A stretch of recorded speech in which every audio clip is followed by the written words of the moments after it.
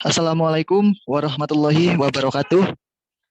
Terima kasih kepada Pak Gali dan teman-teman manajemen R4 yang telah memberikan waktu kepada kelompok kami. Pada pagi hari ini kami akan mempresentasikan hasil diskusi dari kelompok kami yang terdiri dari 1. Prisnadela, 2. Muhammad Rafli Eka Saputra, saya sendiri, 3. Citra Anissa Hastiningrum, 4. Novi Sucianti, dan 5. Songsong Payudan. Mengenai pelanggaran HAM yang terjadi antara konflik Palestina dan Israel. Baiklah, untuk mempersingkat waktu, marilah kita mulai presentasi pada pagi hari ini. Materi presentasi yang pertama akan disampaikan oleh Saudari Prisnadela. Kepadanya dipersilahkan. Latar belakang. Setiap manusia yang lahir di dunia memiliki hak yang melekat pada diri manusia. Dengan tidak adanya hak ini, manusia tidak dapat hidup dengan layak. Hak ini disebut dengan hak asasi manusia. Hak asasi manusia ini meliputi hak asasi pribadi, hak asasi ekonomi, hak asasi politik, hak asasi hukum, hak asasi sosial budaya, dan hak asasi dalam tata cara peradilan dan perlindungan hukum. Hak asasi pribadi adalah hak yang meliputi kebebasan menyatakan pendapat, kebebasan memeluk agama, bergerak, kebebasan untuk beraktif di setiap organisasi, berkumpul, atau sebagainya. Hak asasi ekonomi adalah hak untuk melakukan kegiatan ekonomi seperti bertransaksi, memproduksi, menjual, dan membeli barang. Hak asasi politik adalah hak untuk dipilih dan memilih dalam pemilu, hak untuk ikut serta aktif dalam kegiatan pemerintahan, membuat partai politik, mengajukan suatu usulan atau petisi dalam rangka merespon suatu peristiwa. Hak asasi hukum adalah hak untuk mendapatkan perlakuan yang sama dan adil di mata hukum dan pemerintah untuk menjadi pegawai pemerintah agar mendapatkan pelayanan dan perlindungan hukum. Hak asasi sosial budaya adalah hak asasi sosial budaya adalah yang berhubungan dengan masyarakat untuk memberikan kebebasan kepada seseorang dalam menentukan, memilih, dan mendapatkan pendidikan untuk mengembangkan budaya yang sesuai dengan bakat dan minat. Hak dalam tata cara peradilan dan perlindungan hukum adalah hak untuk mendapatkan perlakuan tata peradilan dan perlindungan. Contohnya menolak penggeledahan tanpa surat dan pembelaan dalam hukum. Dalam kehidupan berbangsa dan bernegara, setiap individu wajib memiliki rasa tanggung jawab untuk menghormati hak asasi lain. Hak ini dapat dilakukan dengan cara tidak memaksa kehendak terhadap orang lain. Akan tetapi, tidak semua individu memiliki rasa tanggung jawab tersebut sehingga sering terjadi pelanggaran hak-hak tersebut. Selanjutnya, pelanggaran HAM adalah setiap perubahan seorang atau sekelompok orang termasuk aparat negara, baik sengaja atau kelalaian, yang secara hukum mengurangi, menghalangi, membatasi, atau mencabut HAM. Seseorang atau sekelompok orang yang dijamin oleh UU ini dan tidak didapatkan atau dikhawatirkan tidak akan memperoleh penyelesaian hukum yang adil dan benar berdasarkan mekanisme hukum yang berlaku. Terdapat dua macam pelanggaran HAM, yaitu pelanggaran HAM berat dan ringan. Pelanggaran HAM berat berupa pembunuhan, pemusnahan, perbudakan, pengusiran, atau pemindahan penduduk secara paksa. Sedangkan pelanggaran HAM ringan berupa perilaku tidak adil dalam persidangan, tidak mendapatkan pelayanan pendidikan dan kesehatan dengan sejajar, dan tidak mendapatkan keadilan sosial di tengah masyarakat. Baik, selanjutnya materi akan disampaikan oleh Saudari Citra Anissa Hastiningrum. Kepadanya dipersilahkan. Selanjutnya, pelanggaran hak asasi manusia yang dilakukan oleh Israel kepada Palestina. Konflik Israel dan Palestina sudah berlangsung sejak lama. Bermacam anggapan muncul menyatakan penyebab dari pecahnya konflik Israel-Palestina, mulai dari kepentingan kelompok agama tertentu atas suatu wilayah dan keinginan Israel untuk diakui oleh dunia internasional. Keberadaan Israel di tanah Palestina adalah tindakan ilegal yang banyak menimbulkan pelanggaran hak asasi manusia bagi rakyat Palestina. Tindakan Israel selama 54 tahun terakhir terbukti merugikan Palestina. Israel berusaha keras untuk memindah warga Yahudi ke OPT atau batas wilayah Palestina dan memberikan mereka status yang lebih tinggi daripada warga Palestina. Warga Yahudi diberikan akses kemudahan ke tanah, kebebasan untuk pindah membangun, dan memberikan hak tinggal kepada kerabat dekat. Sementara itu, Palestina sendiri memiliki tingkat pemerintahan yang terbatas di beberapa bagian OPT. Israel berkuasa memegang kendali utama atas perbatasan, wilayah udara, pergerakan orang dan barang, keamanan dan pendaftaran penduduk, status dan kelayakan untuk menerima kartu identitas. Hal ini tentu sudah termasuk ke dalam krisis politik, pelanggaran hak asasi manusia, pelanggaran berat terhadap hukum kemanusiaan, dan kesejahteraan berat terhadap hukum kemanusiaan. Next. Beberapa tindakan yang pernah dilakukan Israel kepada Palestina, yaitu Gaza, ada blokade sejak tahun 2006, di mana orang-orang Palestina hidup di tenda-tenda pengungsian, sulit untuk memenuhi kebutuhan mereka. Mereka hanya bisa menggunakan air dan listrik jika orang Israel mengizinkan, dan mereka pun harus berjalan untuk memenuhi kebutuhannya. Mereka tidak dapat berpindah dari satu tempat ke tempat lainnya tanpa paspor, dan tentara-tentara Israel sering menutup akses jalan kepada warga Palestina untuk bekerja atau pergi ke rumah sakit karena alasan keamanan. Bahkan mereka juga hidup dalam rasa takut dibom, dilukai, dibunuh, dan ditahan oleh tentara Zionis. Selain itu, yang terjadi pada tahun 2008 sampai 2009, terjadi serangan udara oleh Israel yang disebut Operation Gaslit terhadap jalur Gaza sebagai balasan atas serangan roket dari Gaza dan Hamas. Selain itu juga ada tindakan Freedom Flotilla yang terjadi pada tanggal 31 Mei 2010 antara Israel dengan kelompok pro-Palestina di daerah Laut Tengah, di mana kelompok pro-Palestina tersebut yang menuju jalur Gaza dihadang oleh Israel. Kelompok pro-Palestina tersebut bertujuan untuk mengirim bantuan kepada Gaza.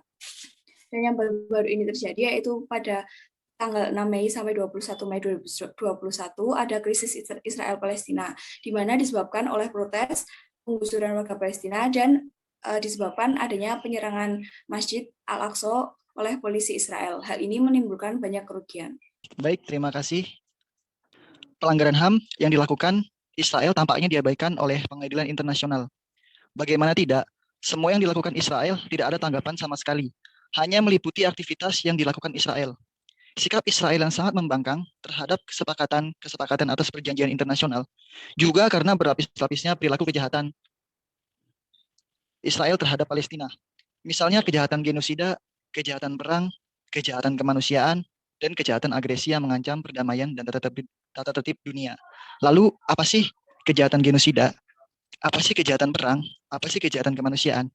Nah, kejahatan genosida adalah mencakup tindakan yang luas. Jadi tidak hanya melakukan pembunuhan, tapi juga mencegah adanya keturunan seperti aborsi dan juga sarana yang dianggap membahayakan nyawa dan kesehatan seperti pemisahan keluarga secara paksa dengan tujuan untuk mengurangi populasi. Tindakan-tindakan tersebut ditujukan terhadap suatu kelompok dan beberapa individu yang menjadi anggota dari kelompok tersebut. Lalu, apa sih kejahatan perang itu? Kejahatan perang adalah suatu tindakan pelanggaran dalam cakupan internasional terhadap hukum perang oleh satu atau beberapa orang, baik militer maupun sipil. Pelaku kejahatan perang ini disebut penjahat perang. Setiap pelanggaran hukum perang pada konflik antar bangsa merupakan kejahatan perang. Kejahatan perang meliputi semua pelanggaran terhadap pelindungan yang telah ditentukan oleh hukum perang dan juga mencakup kegagalan untuk tunduk pada norma prosedur dan peraturan pertempuran. Seperti menyerang pihak yang telah mengibarkan bendera putih atau sebaliknya, kemudian menggunakan bendera perdamaian sebagai taktik perang untuk mengecoh pihak lawan sebelum menyerang. Dan hal ini banyak dilakukan oleh tentara Zionis Israel. Dan melakukan perlakuan semena-mena terhadap tawanan perang atau terhadap penduduk sipil. Lalu, apa sih kejahatan kemanusiaan itu? Kejahatan kemanusiaan telah diatur dalam Statuta Roma 1998 dan diadopsi oleh Undang-Undang Nomor 26 Tahun 2000 tentang Pengadilan Hak Asasi Manusia atau HAM di Indonesia. Menurut undang-undang tersebut, definisi kejahatan terhadap kemanusiaan adalah perbuatan yang dilakukan sebagai bagian dari serangan yang meluas dan sistematik yang diketahui bahwa serangan tersebut ditujukan secara langsung kepada penduduk sipil. Dalam hal ini, warga Palestina, yakni pembunuhan, pemusnahan, perbudakan, deportasi, dan tindakan tidak manusiawi lainnya. Dalam pelaksanaannya, berkaitan dengan kejahatan di dalam yuridis, pengadilan, baik atau tidak melanggar hukum nasional negara. Nah, ada beberapa alasan untuk menempatkan Israel sebagai negara berdaulat yang membangkang hukum internasional. Salah satunya adalah tindakan agresi militer Israel yang dilakukan untuk Palestina, dan itu merupakan kejahatan perang. Terima kasih. Selanjutnya materi akan disampaikan oleh Saudari Suci Novianti. Kepadanya dipersilahkan. Baik, saya akan melanjutkan tentang materi. Dengan demikian dapat diketahui bahwa peperangan tersebut termasuk bentuk kejahatan karena telah memenuhi syarat pelanggaran berat seperti yang diatur oleh peraturan hukum internasional. Perbuatan peperangan tersebut merupakan bentuk dari kejahatan karena telah memenuhi syarat adanya pelanggaran berat yang telah diatur oleh peraturan hukum internasional. Tempat-tempat yang seharusnya bukan menjadi sasaran bagi militer malah menjadi terlibat dari serangan militer, sehingga nilai-nilai kemanusiaan yang mestinya dilindungi justru telah menjadi korban peperangan.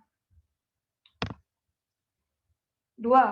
Tindakan militer Israel dikualifikasikan sebagai pelanggaran terhadap hukum perang internasional yang membedakan pertanggungjawaban hukum secara individual. Maksud dari itu, yang membebankan adanya suatu pertanggungjawaban hukum secara individual mengingat kebijakan peperangan atas keputusan politik Perdana Menteri Pertahanan yang didukung oleh sebagai besar anggota parlemen, maka terdapat hak bagi masyarakat internasional untuk memindahkan secara internasional atas perencanaannya, membuat kebijakan dan berlaku di lapangan dalam ILC International Law Commissioner 1996 dirumuskan rancangan konvensi bahwa pertanggungjawaban dapat dibebankan pada seseorang yang menjadi pemimpin atau pengorganisasi yang secara aktif terlibat di dalamnya, memerintahkan untuk membuat perencanaan, persiapan, permulaan untuk melakukan agensi peperangan yang dilakukan oleh negara harus bertanggung jawab atas gerakan agensi. 3. Tindakan yang dilakukan oleh militer Israel kepada Palestina merupakan kejahatan yang melibatkan masyarakat sipil, yang mana alasan untuk membela diri menjadi tidak relevan. Di situ pihak tindakan militer Israel telah melanggar 3 prinsip fundamental dalam hukum humaniter, yaitu melakukan tindakan balas, tindakan proporsional atau tidak pantas, dan melebihi yang seharusnya. Pihak yang bukan anggota militer atau kombatan telah dijadikan sandera atau subjek dalam peperangan untuk mencari musuh-musuh sebenarnya, sehingga pemukiman warga negara sipil tidak luput dari serangan dan investigasi kekuatan militer. 4. Kejahatan kemanusiaan dan agresi militer Israel semakin nyata. Israel sebagai pelaku kejahatan juga tidak tunduk kepada kewajiban hukum. Kejahatan kemanusiaan dan agensi militer Israel semakin nyata tidak mereka menguntungkan serangan laut, udara, dan darat, dan menggunakan alat-alat senjata bom yang sangat berbahaya. 5. Israel sebagai pelaku kejahatan karena tidak tunduk kepada kewajiban hukum internasional, sehingga perbuatan agensi militer terhadap Gaza tersebut telah mengabaikan teganya perdamaian dan nilai HAM universal. Dengan kata lain, Israel telah melalaikan kewajiban yang dibebankan pasal 1 ayat 2, yaitu tidak melaksanakan hubungan persahabatan berdasarkan prinsip kesejahteraan dan berupaya untuk menegakkan terlanggarnya perdamaian universal. Selain itu, tindakan militer Israel dengan jelas telah melalaikan ketentuan pasal 2 ayat 4, yaitu Israel tidak berupaya mengendalikan dirinya dalam berhubungan internasional untuk tidak mengancam dan menggunakan kekerasan terhadap integrasi wilayah negara berdaulat lainnya dan negara yang secara politis telah merdeka. Baik, selanjutnya akan disampaikan oleh Samsung Payudan. Penyelesaian konflik antara Palestina dan Israel, solusi yang pernah dilakukan untuk dua negara ini yaitu dengan hidup berdampingan dengan batas negara yang diakui, yaitu batas negara sebelum tahun 1967.